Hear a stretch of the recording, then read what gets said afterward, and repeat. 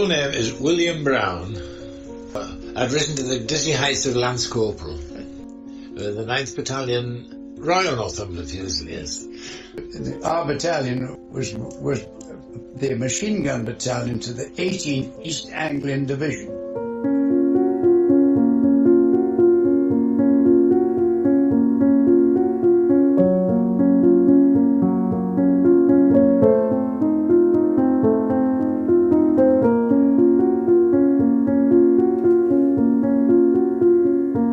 The battalion was all spread all over the place. At around 13:30 hours on the 15th of February, a message was received at battalion headquarters from 18 Division to say that an agreement had been made with the enemy that all firing would cease at 1600 hours and that all troops were to stand fast at that hour on positions then occupied. We're sitting in a ditch when there's a lovely big saloon car went up the road flying a Union Jack and a white flag. And what the hell's that? And then it all unfolded from there. 4 o'clock, Sunday afternoon, that's it.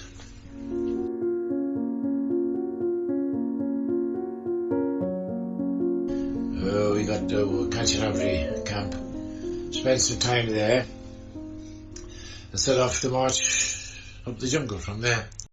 We were headed for Tarso. That's where we stopped. And for a long time I was never any further than that. We started cutting the trace for the railway at Tarso, both ways from the camp, sort of north and south. And cutting traces, cutting the jungle down wasn't very pleasant. I mean, the bamboo clumps are terrible things. The tools were very, very, very, very basic. Shovels soon bent. You had to dig the roots of trees out on the trace. The roots all had to be dug out, and it wasn't very pleasant. We eventually moved up onto the railway, and that's where we were until the end. We went by train from Singapore, and we were stuffed into these wagons, 30 odd to a wagon, sealed and not very pleasant, no room to move.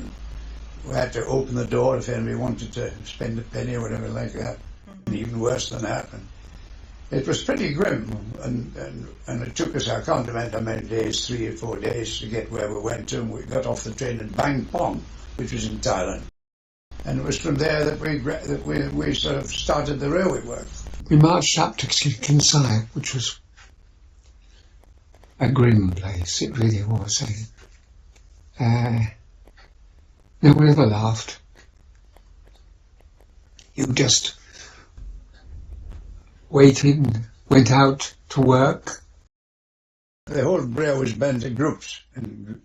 So we were 4 groups. We were in a small. We were known as the Wampa group of 4. Now, we were comparatively small. We would be not more than 2,000 of us. The discipline wasn't too bad. I mean, if you just bowed every time you went past the guard room or something like that. We always saluted every officer we saw, Japanese officer we saw, and Japanese on motorbikes, because they responded and we hoped they'd fall off. But we were still pretty well under British discipline. We're all lined up for roll call in the mornings, numbering off and that sort of thing. January 1944. It was announced that in future, failure to salute the camp commander would merit 30 slaps. Any other officer or sentry, 20 slaps. Any other NCO or private soldier, 10 slaps. All commands on parade and numbering had to be done in Japanese. One of the saddest and most distressing parts of a Padre's life here concerns funerals. Often I've officiated at 5 and 6 in a week. It's made more poignant because the deaths nowadays are mainly from dysentery, a preventable and quite unnecessary disease.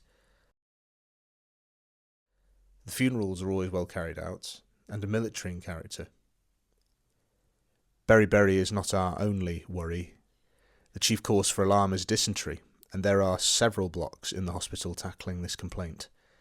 Casualties have been heavy, and 26 men were buried in 4 days. The food that we were getting didn't sustain you very well. You weren't very athletic and that sort of thing. And health-wise, well, it's a good job they dug some very good latrines. And, Malaria turned out to be the biggest killer of the lot in the end. There was very little treatment for it. I mean, the doctors did a marvellous job, but they were desperately short of any drugs. Or, well, we didn't talk about drugs in those days, but in, tablets. So, I mean, I was lucky in that I didn't get malaria. I had beriberi and various other troubles, which, told the tale, if you know, at the end. I think I was down to 6 stone at the end. And I don't think any of us could have gone on much longer. We were lucky, those of us who survived. But it was beginning to tell on us, mentally as well. Here is stark evidence of the condition of some of these men. Just brutal starvation.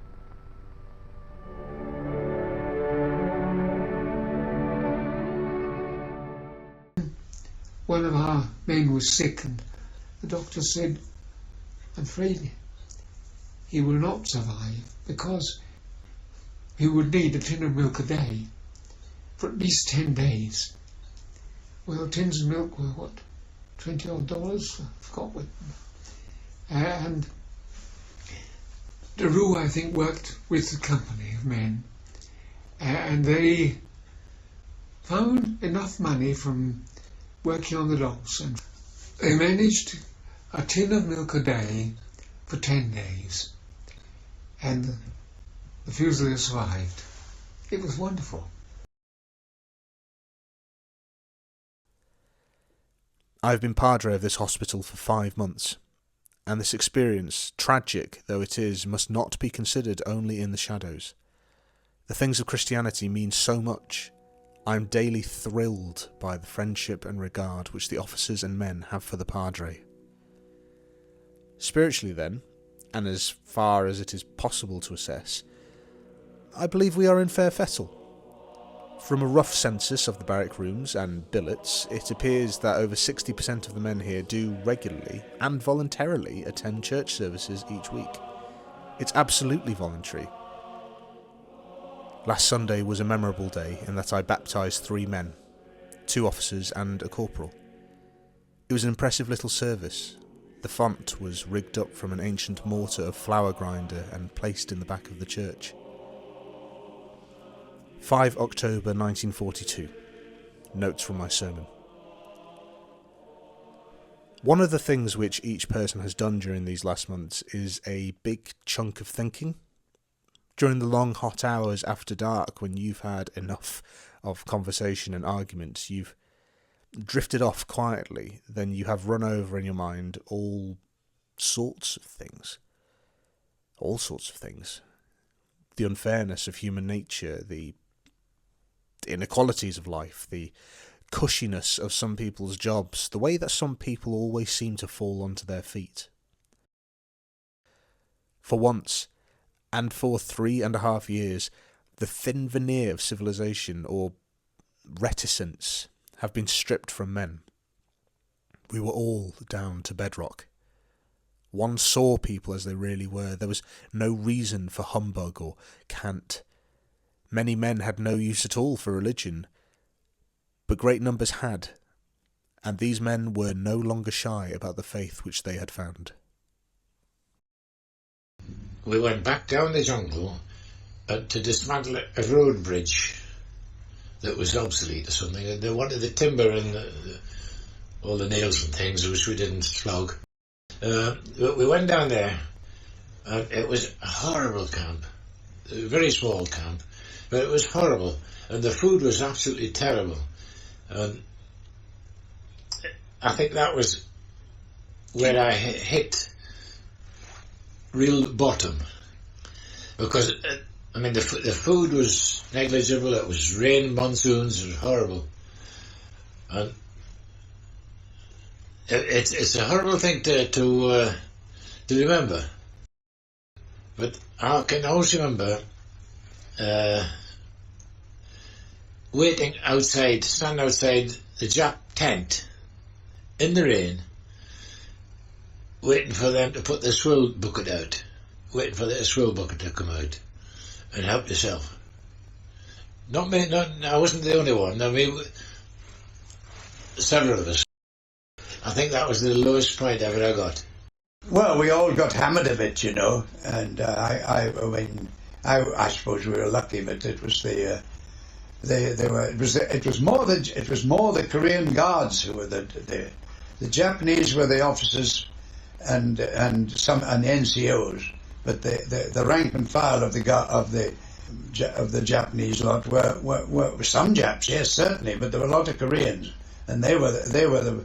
Some of the Japs were very bad, but the Koreans were just as bad, if not worse. The Geneva Convention said that officers should not work, but the Japs became very nasty about it, and threatened. And at one of the incidents, we were all lined up, and they made all the men lying ill on stretchers all to be carried. Were all carried out into the workplace, and we wouldn't work, and they were going to shoot us all.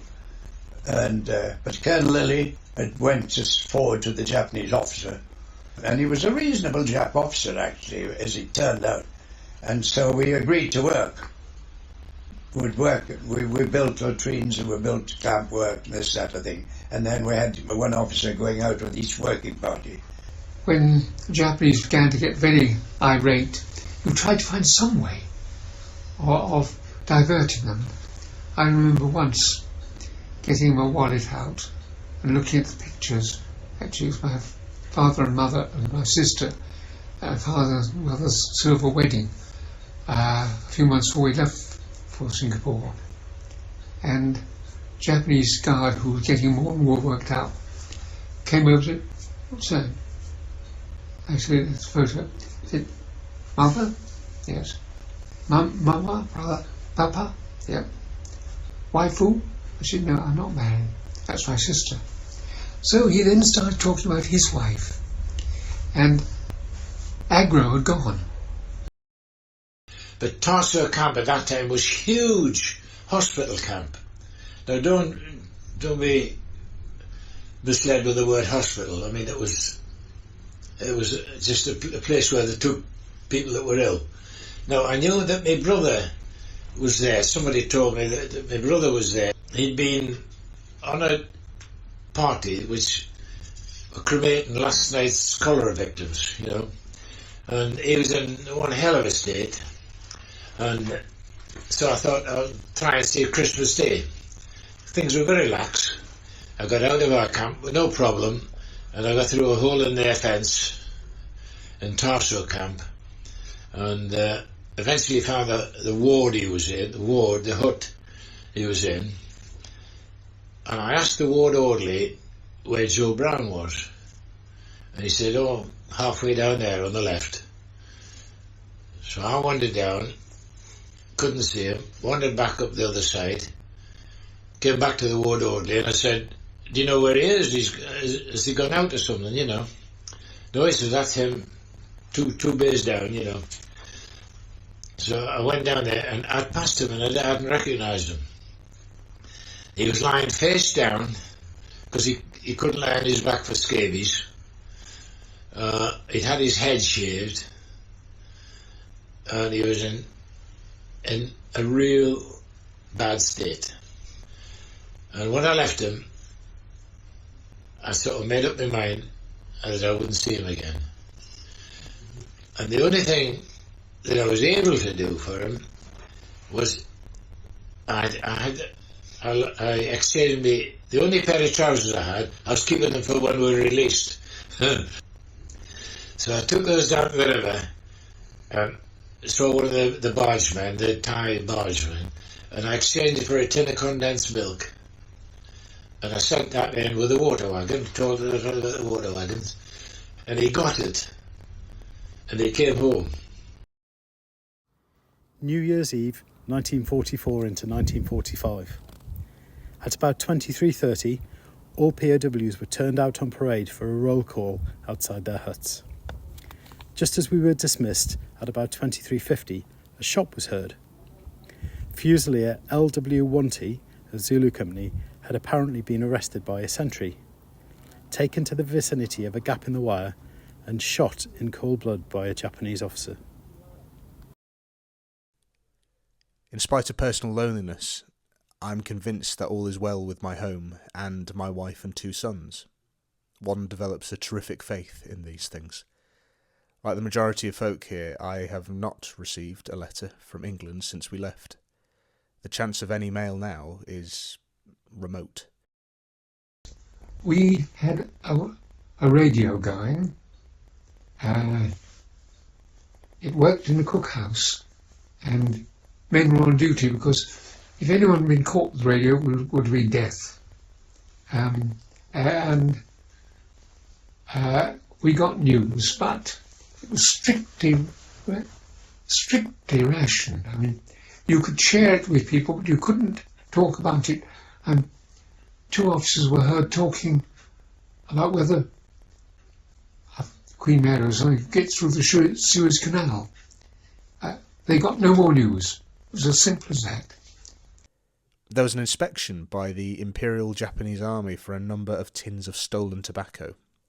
The Nippon soldiers must have been very simple souls, because in their very thorough search they came upon a promising-looking box which contained a concealed radio set. An annoyed grunt from the investigator was the only remark on seeing this forbidden article. One can only presume that he was so intent on his lost smokes that his mind was unable to register the bigger fine. When they shipped them away afterward down to Japan, and I lost 23 sunk at sea, of the chaps that were up the railway, and I didn't know what had happened. See, the Americans sunk these Japanese transports, which were carrying POWs back to Japan to work there. But they didn't.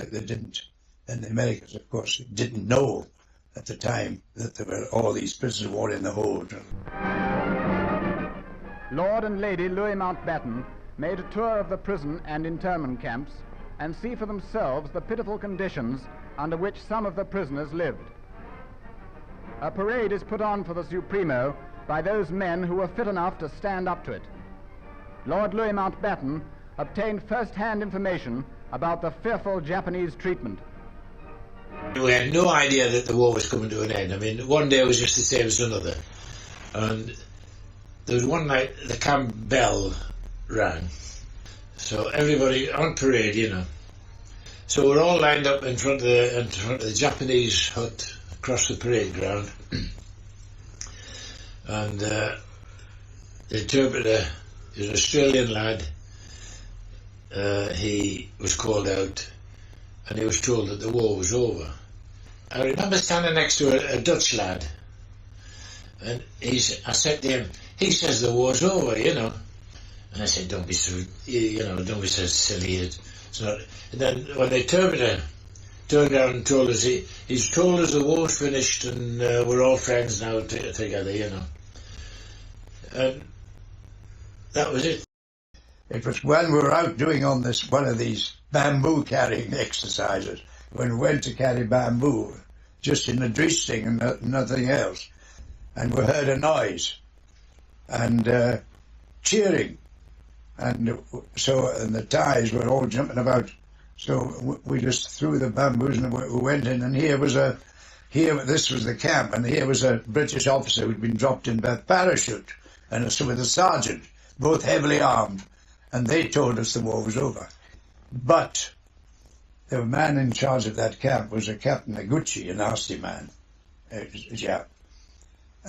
he sent for Colonel Toosey, who was the senior British officer, and went in to see him, and he said all the usual things. He said, "Oh well, now the Empress told us," etc., just to let you tell that the war is over.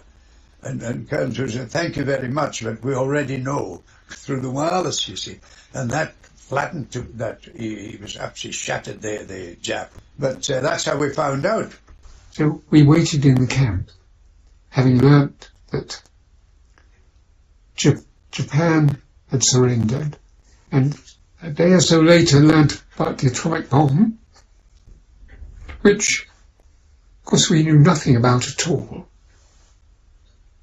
I always think the Emperor, the Army said, let's fight on till the end. The Navy said, we can't. And the Emperor said, we won't. That was our survival.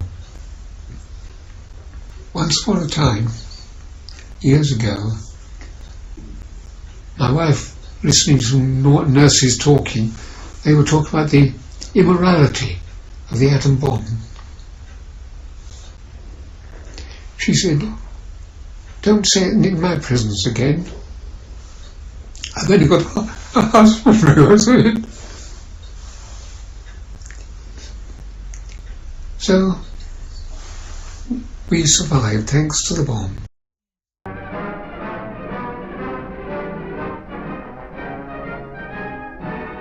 Now on to Britain. The first ship arrived at Southampton with those prisoners who were fit enough to travel from the Far East. Their cheers pretty well drowned the cheers of the crowds waiting to welcome them.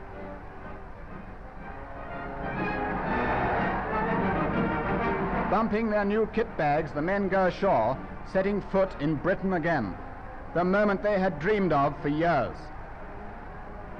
Everything possible was done for them, cigarettes and a snack for each man on his way home. I think the most difficult job I had when I came home was to meet the mother of two friends, lived just 100 yards away. They're still in Thailand. They both died on H&F force, and I had to go and see their mother. That was very hard to do. A very great friend of mine and his wife, who met me when I came home, and they asked me to tell them what had happened. I mean, this, that, and what we'd gone through. And they just looked at me as if, and I thought they thought I was mad or talking track, and they never asked me out again. I mean, I stopped talking because I suddenly realised that they hadn't appreciated and they didn't know. And people were never really told what had happened to our particular, not my own Fusiliers, but the POWs out there. Yeah. It was very humiliating, and of course it wasn't an easy life because we had our difficulties. The one thing with forgiveness, forgive as you are forgiven, so you must forgive. So I had to learn to forgive the Japanese. And that was that. Many years later, met one or two ex-prisoners who had never forgiven and eaten away at them.